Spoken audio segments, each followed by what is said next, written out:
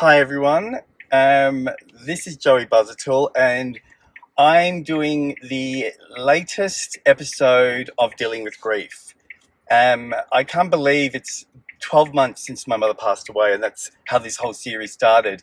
After seeing my mum before she passed away, one of the things that she told me to do in one of those catch-up meetings in the hospital was to set up um, a sort of segment or a video of my emotions to help other people deal with their grief. So in one way, my mum was being really sort of open to the fact that people grieve in so many different ways and we don't talk about it. And so I sort of recorded all the emotions that led up to her passing, and then her passing, then her 1 month, her 3 month, her 6 month anniversaries. And now I'm doing this segment to talk about 1 year. So mum passed away on the 14th of February 2021, which is today, a year ago. And so what does it feel like? Leading up to this anniversary, I started to notice my emotions started to come back up. I had thought that, I was sort of okay with what had happened, and I did decide to sort of create a legacy for my mother, which is linked a little bit to my work. So when I worked, I was able to understand that work was, being driven by my mother and her unconditional love that she gave to so many people. So we as a family have all different elements of um, ways that we have dealt with the grief. So I did the legacy thing. My other brother has sort of regressed and pulled away. My dad is still in a lot of pain, which is understandable. My sister is very more proactive. And my other brother is a combination of emotions and detachment. So again, everyone has their own way. And a year isn't really that long when you think about it. A year is nothing. It goes like that. And I can only share with you what I feel, and I miss her. And I guess also the anniversary really is raw because of Christmas. Like having Christmas and New Year just a month or so ago, and really noticing the difference where with Christmas, that was hard. Normally my mum is or was the rock, the glue that held Christmas together. She would be the one that would organise everything. She would, make sure the tree was up and presents were bought and all these surprises and desserts and food. And even though we may have had Christmas between my sister's house and her house, it was always my mum that was the one that instigated the way that we all felt. So this year was the first time that mum wasn't there, and so my brother asked us to all go to Geelong to his house. So it was unusual. I'm not going to lie, it was different. It was very different this year. It was emotional. It was uncomfortable at times because there were people there that we didn't know very well. And then there was, I guess, everyone coming to Christmas trying to deal with their own emotions. And so it was different. I decided to get everyone for a Christmas present a cushion that I made with a photo of them and my mum on the cushion. So, it took me ages to organise, and they looked really good. And so I gave them that each. So my brother, my sister, my other brother, and my nephew, my niece, and my dad. And I also made a calendar with pictures of my mum and everyone aligned with their birthdays. So it was sort of a little bit reminiscent. And to be honest, I thought everyone was going to do something reminiscent, but I was the only one. So I made sure that my present was given last.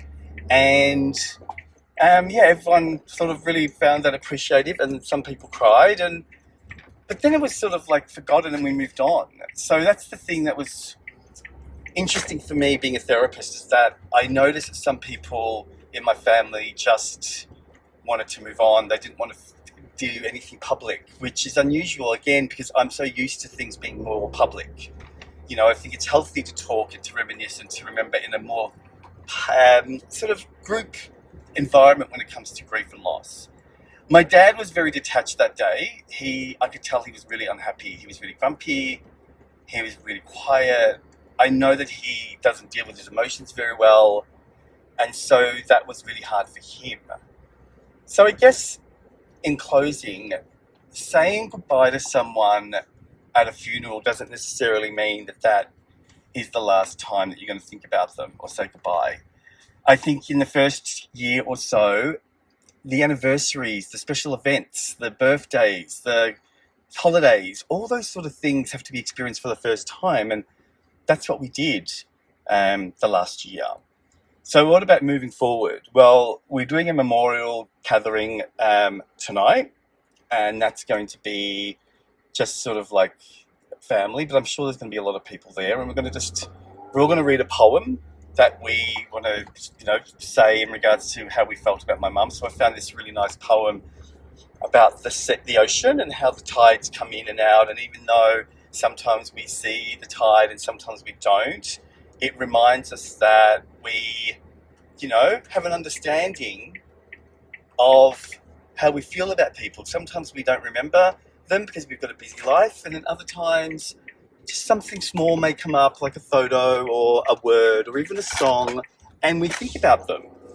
I consciously think about my mum every day. Like, I've got things in my bedroom that consciously make me aware. Like, I really like the fact that I got a drawing, a print of the star constellation from the time that mum died, the day, the hour. I look at that every morning, and that reminds me. I've got a photo of mum and I right in front of me.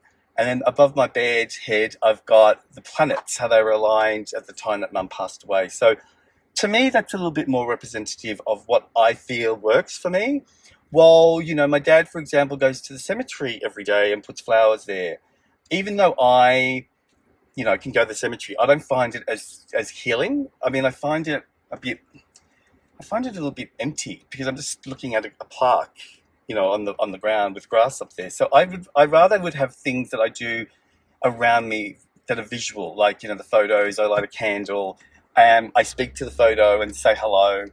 And, if I'm ever feeling down or I'm feeling a bit lost or I need an answer to a question, I just ask out loud to the photo. And I feel a sense of comfort by doing that. Because mum was the one that I would always go to if I was a little bit confused with something. Mum would be the one that I would challenge myself with by, getting her advice. And not having that in my life is really difficult. Even though I think I could ask friends and maybe another person from my family, it's not the same. My mum would listen. Well, I do feel like some people don't listen fully. Some people listen a little bit and then they just move on. But mum would really listen, and she'd really talk about it for a long time. Then she'd follow up, and that's so special. Yeah. So if anyone else is grieving out there, I hope this series has helped. I hope that you understand that grief is personal, and also grief is something that we can't control.